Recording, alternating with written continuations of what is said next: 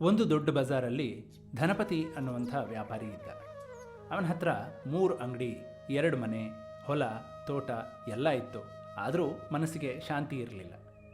ಊರಲ್ಲಿ ಒಂದು ಮಾತು ಚಾಲ್ತಿಯಲ್ಲಿತ್ತು: ಪಕ್ಕದ ಊರಿನ ಮಠದ ಗುರುಗಳ ಆಶ್ರಮಕ್ಕೆ ಹೋದರೆ ಮನಸ್ಸು ಶಾಂತವಾಗುತ್ತೆ ಅಂತ. ಭಕ್ತರು ಅಂತ ಕರೆಸ್ಕೊಂಡ್ರೆ ಊರಲ್ಲಿ ಮಾನ ಸಿಗತ್ತೆ ಅನ್ನೋ ಮಾತು ಹರಿದಾಡ್ತಾ ಇತ್ತು. ಧನಪತಿಗೆ ಅನ್ನಿಸ್ತು, ಶಾಂತಿ ಸಿಕ್ಕರೆ ಒಳ್ಳೆಯದೇ, ಮಾನ ಸಿಕ್ಕರೆ ಇನ್ನೂ ಒಳ್ಳೆಯದು ಅಂತ. ಆಶ್ರಮಕ್ಕೆ ಹೋದ, ಕಾವಿ ಉಡುಪು ತೊಟ್ಟ, ತಲೆಗೆ ರುದ್ರಾಕ್ಷಿ ಹಾಕ್ಕೊಂಡ, ಹಣೆಗೆ ವಿಭೂತಿ ಬಳಕೊಂಡ, ಪ್ರತಿದಿನ ಭಜನಾ ಮಂಡಳಿಯಲ್ಲಿ ಕೂತ್ಕೊಂಡ, ಕಣ್ಣು ಮುಚ್ಚಿ ತಲೆ ಅಲ್ಲಾಡಿಸ್ದ. ಊರ ಜನ ನೋಡಿ ಹೇಳಿದರು, ಅಬ್ಬಾ, ಧನಪತಿ ಎಷ್ಟು ಬದಲಾಗಿದ್ದಾರೆ, ನಿಜವಾದ ಭಕ್ತ ಅಂತ. ಆದರೆ ಆ ಭಜನೆ ಮಧ್ಯೆ ಧನಪತಿ ಮನಸ್ಸಲ್ಲಿ ಓಡ್ತಾ ಇದ್ದಿದ್ದು ಮಾತ್ರ, ಇವತ್ತು ಚಿನ್ನದ ಬೆಲೆ ಏನಾಯಿತು, ಆ ಜಮೀನು ಮಾರಿದರೆ ಎಷ್ಟು ಲಕ್ಷ ಸಿಗಬಹುದು, ಮಗನ ಮದುವೆಗೆ ಎಷ್ಟು ಖರ್ಚಾಗಬಹುದು ಅನ್ನುವಂಥ ಯೋಚನೆಗಳು. ಭಜನೆ ಬಾಯಿಂದ ಬರ್ತಿತ್ತು, ಮನಸ್ಸು ಮಾತ್ರ ಮಾರುಕಟ್ಟೆಯಲ್ಲಿ ಓಡಾಡ್ತಾ ಇತ್ತು. ಗುರುಗಳು ಇದೆಲ್ಲವನ್ನ ಗಮನಿಸಿದರು. ಅವರಿಗೆ ಭಕ್ತರ ಮನಸ್ಸು ಓದುವಂಥ ಶಕ್ತಿ ಇತ್ತು. ಒಂದು ದಿನ ಭಜನೆ ಮುಗಿದ ಮೇಲೆ ಧನಪತಿಯನ್ನು ಏಕಾಂತದಲ್ಲಿ ಕರೆದರು. ಗುರುಗಳು ಕೇಳಿದರು, ಧನಪತಿ, ಇವತ್ತು ಭಜನೆ ಮಾಡ್ತಾ ಮನಸ್ಸಲ್ಲಿ ಏನು ನೆನೆಸ್ಕೊಂಡೆ ಅಂತ. ಧನಪತಿ ತಡಬರಿಸ್ದ, ಗುರುಗಳೇ, ಭಗವಂತನನ್ನ ಭಕ್ತಿಯಿಂದ ಅಂತ ಹೇಳಕ್ಕೆ ಹೊರಟ ತಕ್ಷಣ ಗುರುಗಳು ಮೆಲ್ಲಗೆ ನಕ್ಬಿಟ್ಟು ಹೇಳಿದರು, ಜಮೀನು ಮಾರಿದ್ರೆ ಎಷ್ಟು ಲಕ್ಷ ಸಿಗ್ಬೋದು ಅಂತ ನೆನೆಸ್ಕೊಂಡೆ ಅಲ್ವಾ ಅಂತ. ಧನಪತಿ ಮುಖ ಕೆಂಪಾಯಿತು, ತಲೆ ತಗ್ಗಿಸಿಬಿಟ್ಟ. ಗುರುಗಳು ಎದ್ದು ಒಂದು ದೊಡ್ಡ ಕನ್ನಡಿ ತಂದರು. ಧನಪತಿ, ಈ ಕನ್ನಡಿ ನೋಡು, ಇದರ ಮೇಲೆ ಬಣ್ಣ ಬಳಿದಿದ್ದೀನಿ. ಹೊರಗೆ ಸುಂದರವಾಗಿ ಕಾಣುತ್ತೆ, ಆದರೆ ಇದರಲ್ಲಿ ಪ್ರತಿಬಿಂಬ ಬೀಳುತ್ತಾ ಅಂತ. ಧನಪತಿ ಕನ್ನಡಿ ಮುಂದೆ ನಿಂತ, ಪ್ರತಿಬಿಂಬ ಇಲ್ಲ ಅಂತ ಹೇಳ್ದ. ನಿನ್ನ ಧ್ಯಾನ ಈ ಕನ್ನಡಿ ಇದ್ದ ಹಾಗೆ, ಹೊರಗೆ ಸುಂದರ, ಒಳಗೆ ಪ್ರತಿಬಿಂಬ ಇಲ್ಲ. ಭಗವಂತನ ಪ್ರತಿಬಿಂಬ ಬೀಳಬೇಕಾದ್ರೆ ಒಳಗಿನ ಕೊಳೆ ತೆಗಿಬೇಕು, ಅಂದರೆ ಮನಸ್ಸನ್ನು ಶುದ್ಧವಾಗಿಟ್ಕೊಳ್ಬೇಕು ಅಂತ ಹೇಳ್ತಾ ಗುರುಗಳು ಮುಂದುವರೆಸಿದ್ರು.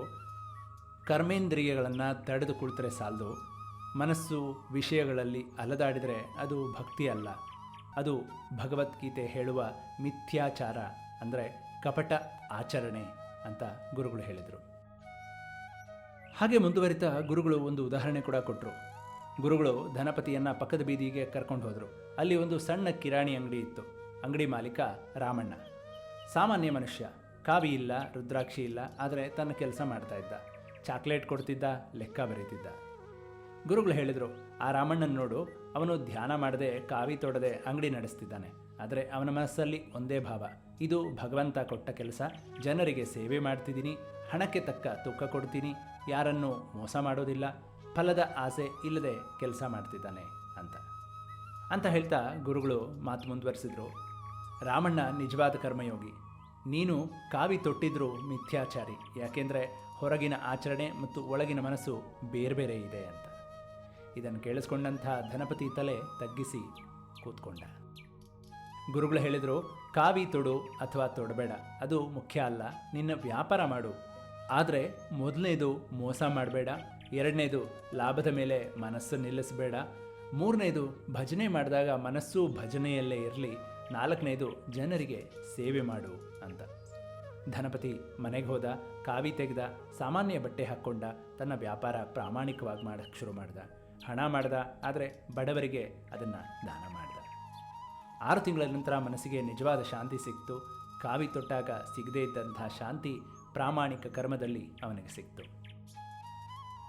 ಭಗವದ್ಗೀತೆಯ ಅಧ್ಯಾಯ 3 ಶ್ಲೋಕ 6 ಕೂಡ ಇದನ್ನೇ ಹೇಳೋದು.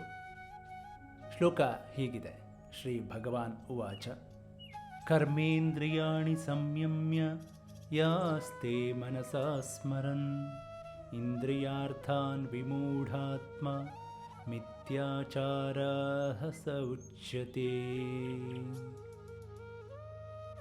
ಈ ಶ್ಲೋಕದಲ್ಲಿ ಅರ್ಜುನನಿಗೆ ಕೃಷ್ಣನ ನೇರ ಸಂದೇಶ ತಲುಪ್ತಾ ಇದೆ. ಅರ್ಜುನ ಯುದ್ಧ ಬಿಟ್ಟು ಕಾಡಿಗೆ ಹೋಗಿ ತಪಸ್ ಮಾಡೋಕ್ಕೆ ಬಯಸಿದ್ದ. ಅದಕ್ಕೆ ಕೃಷ್ಣ ಹೇಳ್ದ, ಅರ್ಜುನ, ನೀನು ಯುದ್ಧ ಬಿಟ್ಟು ಕಾಡಿಗೆ ಹೋದರೆ ಹೊರಗೆ ಕಾಡಲ್ಲಿ ಇರ್ತೀಯ, ಆದರೆ ಮನಸ್ಸು ಯುದ್ಧ, ಬಂಧು, ರಾಜ್ಯನೇ ಯೋಚಿಸ್ತಾ ಇರುತ್ತೆ. ಇದು ಮಿಥ್ಯಾಚಾರ, ಕಪಟ ಸನ್ಯಾಸ.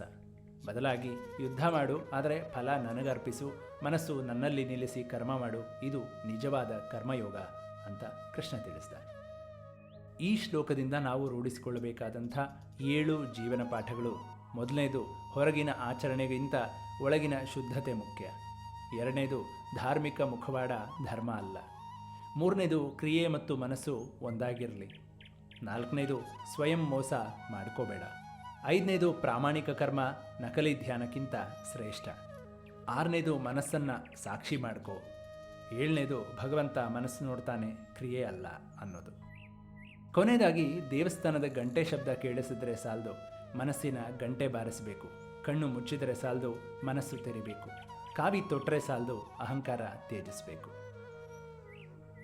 ಮುಂದಿನ ಶ್ಲೋಕ 7ರಲ್ಲಿ ಕೃಷ್ಣ ನಿಜವಾದ ಕರ್ಮಯೋಗಿ ಯಾರು ಅಂತ ಅದ್ಭುತವಾಗಿ ವಿವರಿಸ್ತಾನೆ. ಮಿಥ್ಯಾಚಾರ್ಯ ವ್ಯತಿರೇಕದಲ್ಲಿ ನಿಜವಾದ ಯೋಗಿ ಹೇಗಿರ್ತಾನೆ ಅನ್ನುವಂಥ ಮಹಾರಹಸ್ಯ ತೆರೆದುಕೊಳ್ಳುತ್ತೆ. ಹಾಗಾದರೆ ಆ ಒಂದು ರಹಸ್ಯಮಯವಾದಂಥ ಶ್ಲೋಕದೊಂದಿಗೆ ಮುಂದಿನ ಸಂಚಿಕೆಯಲ್ಲಿ ಭೇಟಿಯಾಗೋಣ. ಅಲ್ಲಿವರೆಗೂ ಎಲ್ಲರಿಗೂ